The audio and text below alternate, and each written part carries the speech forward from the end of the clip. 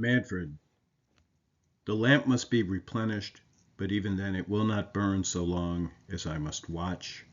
My slumbers, if I slumber, are not sleep, but a continuance of enduring thought, which then I can resist not. In my heart there is a vigil, and these eyes but close to look within, and yet I live, and bear the aspect and the form of breathing men. But grief should be the instructor of the wise, sorrow is knowledge. They who know the most must mourn the deepest, or the fatal truth. The tree of knowledge is not that of life. Philosophy and science and the springs of wonder and the wisdom of the world I have essayed, and in my mind there is a power to make these subjects to itself. But they avail not. I have done men good, and I have met with good even among men, but this availed not. I have had my foes, and none have baffled, many fallen before me, but this availed not. Good or evil, life, powers, passions, all I see in other beings, have been to me as rain unto the sands, since that all nameless hour. I have no dread and feel the curse to have no natural fear nor fluttering throb that beats with hopes or wishes, or a lurking love of something on the earth. Now to my task, mysterious agency, ye spirits of the unbounded universe. Before we take up the question of his task, let's have a word on the opening here and his characterization of his present condition, which is one of enduring, ceaseless, resistless thought without relief, even in sleep, when or if he can sleep, if he can slumber, and thought, the mind, entirely preoccupied with itself, these eyes but closed to look within, the self unable to escape itself, and its obsessions, and its fixations, its grief and sorrow. In a few pages, he will be calling upon the powers that be, never mind exactly what they are, just call them the elements in this moment. Just see them as powerful external forces that he hopes will come to his aid. He calls upon them and asks them to provide the one thing, because he's a pretty dynamic dude, right? He's this dude who has all this, it doesn't any of it avail, we know, but he has that power to make, like philosophy and science and experience even, subject to itself, right? He's got a very powerful mind. But it hasn't availed him whatsoever, and so he feels he has to turn to something outside of himself. What does he turn to but these, whatever they are? The point is that he recognizes that they're external and that they're powerful. And he says, give me the one thing I cannot provide for myself, which at this point you know what that would be. That would be sleep, which is just another word for forgetfulness, self-forgetfulness, oblivion, self-oblivion. Okay, well, this evocation of his condition here in the opening, I think one is reminded of, things we've seen before, right? Like as in Blake, Theo Torman in The Human Abstractor, right? The speaker of the human abstract, and there are others as well in Blake. All who sit down to think avidly with holy fears, right? We're reminded of this figure in Blake. Though Manfred, is he not a more extreme version? You're not surprised to hear that. We know that about Byron. Manfred lies down. He doesn't sit down to think avidly with holy fears. He lies down hoping to extinguish unholy despair. He hopes not to think his way out of the problem, but to stop thinking altogether.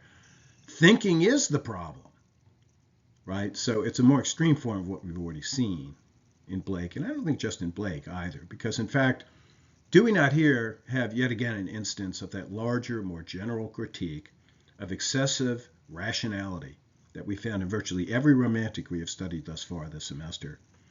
This culminates, or this is clarified in that wonderful line we get, about lines 11 and 12. They who know the most must mourn the deepest or the fatal truth. The tree of knowledge is not that of life. These are lines worth pausing over. They put quite pithily, as well as in characteristically extreme Byronic fashion, a truth that is generally romantic. Knowledge, the product of rational inquiry, as we've seen again and again and again, these various romantics. And even knowledge as thought of as not so much, book learning, what comes from book learning, but even the kind of knowledge that you get from experience, sober reflection on experiences that you've had. Such knowledge of any such, knowledge as such, does not naturally lead to richer or more vital existence. I mean, this goes against that biblical truth, you shall know the truth and the truth shall set thee free. No, Byron here makes it sound as if it never does. right? And that's his more extreme form of what we see in some of the other romantics. Well, you remember, it's even in Blake, there are limits to his indictment of the rational mind. He doesn't want you walking around being an idiot. Okay. Byron is, he doesn't want to even walk around. He just wants to extinguish it all because just, knowledge, experience, the fruit of experience, knowledge, just doesn't do anything for us, right? Hasn't done anything for him. Note in passing, by the way, that he's calling upon our knowledge of the Bible, speaking of knowledge, and of Genesis and of the two famous trees therein. The tree of knowledge was, of course, the one whose fruit was forbidden, but eaten fatally by Eve and Adam. Eve first, then Adam. Eve, of course, ate its fruit, tricked by that snake Satan, who told her she'd live forever if she ate it. Didn't work out that way. Byron imagines her making Eve's mistake every day of the week. Scene 2, the attempt at a remedy taking up the rest of scene 1. A remedy other than oblivion or death has failed. We'll have a look at that attempt in the next plate. He is now back where he started emotionally. He's seeking oblivion, release from memory, freedom from his own past. But wait, there is one remedy so far not attempted, and it is one with which you are quite familiar. Naturalism, of course. For it's morning on the mountain of the Jungfrau. Suggestively, as we'll see, maybe he should have climbed a different mountain. And Manfred is alone upon the cliffs. This is just a great place, isn't it? An alpine place to try out that Wordsworthian, Coleridgean alternative. And he does. My mother earth, and thou fresh breaking day, and you, ye mountains. Sounds like Wordsworth, sounds like Coleridge. Sounds like the Byron of Childe Harold in those moments that we talked about last week. But it's all to no avail. Why are ye beautiful? I cannot love ye. Like Coleridge, he can see nature's beauties and see them as such. The thin clouds above and flakes and bars that give way their motion to the stars themselves now sparkling, now bedimmed, yon crescent moon, this is all the imagery from Dejection in Ode, and so forth. But, as Coleridge says, I see them all so excellently fair. This is Coleridge in his Dejection. I see them all so excellently fair. I see, not feel, how beautiful they are. Why are ye beautiful? Manfred exclaims. I cannot love ye. And thou, the bright eye of the universe that openest over all, and unto all art a delight, thou shinest not on my heart.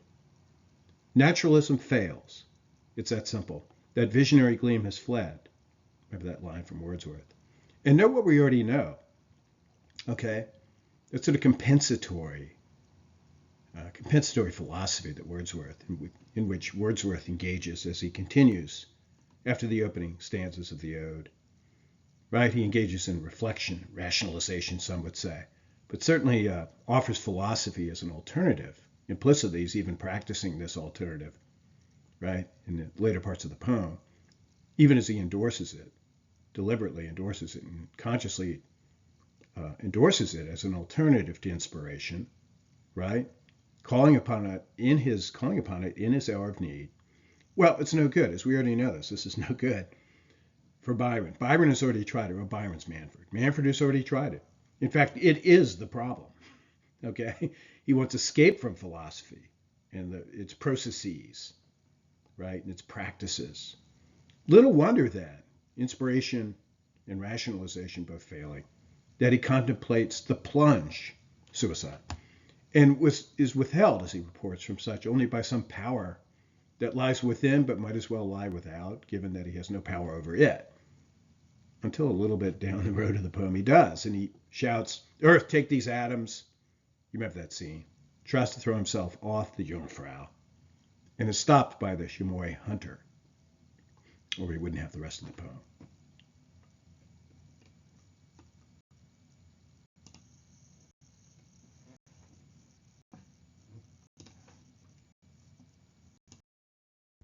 But a deferred question, why so dejected to begin with, so down in the mouth as to lose joy in nature? That's a question that we have not yet answered. What happened to him, or what did he do? Well, think of Coleridge's Ancient Mariner, who shot the albatross, in an act that we are told is inhospitable at best, and that may be described as unnatural. Manfred, well, he's performed perhaps the worst of unnatural and hospitable acts, incest of his now dead sister and himself, he says. We loved each other as we should not love. That's in a part of the poem that we have not read. Only murder of a relative would be worse, perhaps. Byron was soon to write another work dealing with such an unnatural act, Cain. And also you want to see, the stuff at Act 1, scene 1, 242. And I'll just read just a moment from it. By the cold breast and serpent smile, by the unfathomed gulfs of guile, by that most seeming virtuous eye, by thy soul, shut soul's hypocrisy, by the perfection of thine art, which passed for human thine own heart, by thy delight in others' pain, and by thy brotherhood of Cain. So in this moment, well, he's about to get cursed. I call upon thee and compel thyself to be thy proper hell. So he's being, damned practically by this. This is one of those elemental figures that he tries to boss around. It kind of backfires, right? And suddenly he finds himself named as a brother of Cain.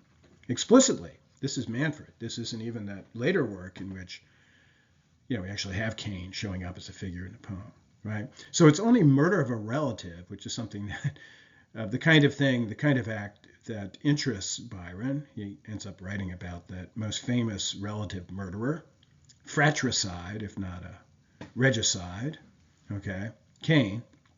Only murder of a relative would be worse, perhaps, than incest.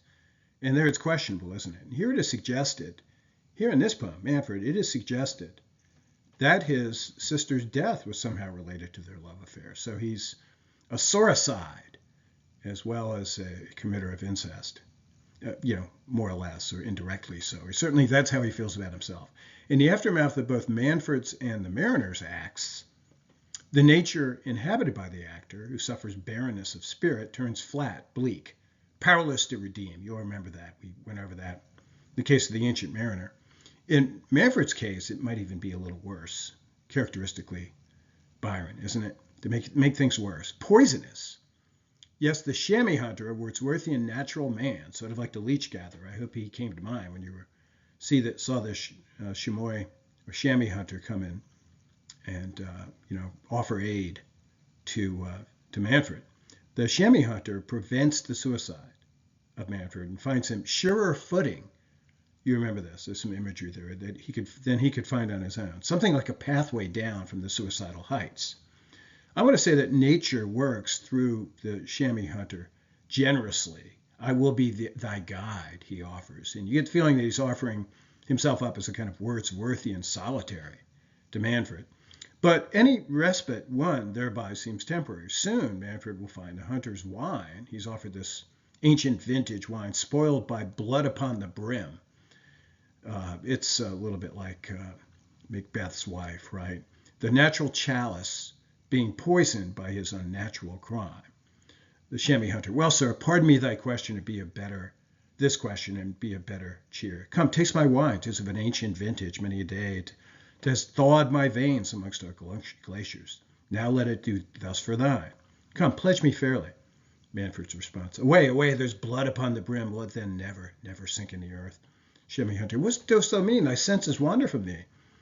I say 'tis blood, Manfred answers, my blood, the pure warm stream which ran in the veins of my fathers and in ours when we were in our youth. Here he's talking about himself and Astarte, right, his mistress/sister, and had one heart when we were in our youth, my sister and I, and loved each other as we should not love, and loved each other as we should not love. And this was shed, but still it rises up, coloring the clouds that shut me out from heaven, where thou art not, and I shall never be. So, in his current condition, his present condition, good wine tastes of family bloodshed. The blood of family thus shed rises up to corrupt all nature, coloring the very clouds that, as it were, accept it and conspire to shut him out from heaven. For Manfred, nature, as we've already seen in Act 1, may itself appear to be engaged in internecine conflict. Mountains have fallen, rocking their alpine brethren. So this is, if he's cast out, as we see, or self-cast out in Childe Harold from society, right, and the haunts of men, nature has here pretty thoroughly rejected him. I think you would agree. Remember those events at the end of Act 1, Scene 1, right? Recall those very strange, odd events in which his star, one of those external elemental powers I talked about a few minutes ago in the previous plates, obeys his command that it come to him in the form that seems to him, well, the star? Yeah, the star. That's what Manfred wants, not what Manfred considers the most fitting form, but what seems to the elements to be the most fitting form. And that form, as it turns out, is fitting indeed. The one most fitting, the one most fit to torture Manfred, okay? The one that is like of all conceivable forms that the star might take on, adopt as its own shape in this moment. It comes into one that is most clearly calculated to bring pain, okay, to Manfred. And I want you to see this as an expression of a sort of natural hostility to him, given what he has done, right? It's quite the shape of a beautiful female figure. Perhaps, speaking of the Jungfrau from before, the young woman, Astarte, his sister, mistress. He moves to embrace. I will clasp thee, and we again will be. So just for a moment, he imagines that his sister is alive again, and that the two of them can, even though, of course, he's clasping, quote unquote, a star, some sort of elemental phantasm, right, that is obedient to his will. He imagines that this embrace could lead to some kind of lasting substitute for happiness, if not happiness itself. But then, of course, the figure just disappears. And I'd like to suggest to you that nature is, it's the will of nature in a sense, as Manfred at least interprets it and understands it and imagines it, that is here mocking him, okay? That is mocking him and providing at the very least a screen on which he may project or enact his own self-mockery, his own self-mocking spectacles. So nature's not being a very good friend to him in any of this, right?